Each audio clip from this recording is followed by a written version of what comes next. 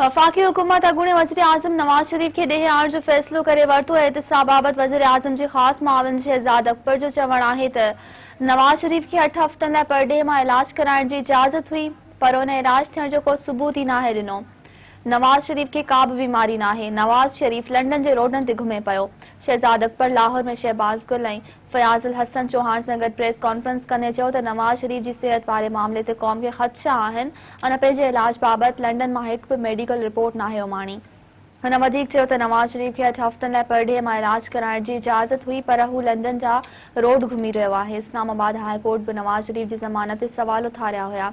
शहज़ाद अकबर जो चवणु हुयो त नवाज़ शरीफ़ मनी लॉन्ड्रिंग केस में जवाबदार आहे। नवाज़ शरीफ़ जी ज़मानत तिबी बुनियादनि ते 8 हफ़्तनि लाइ हुई, पर हाणे हुन जी ज़मानत ते शहबाज शरीफ़ खां पुछा-गछ कई वेंदी।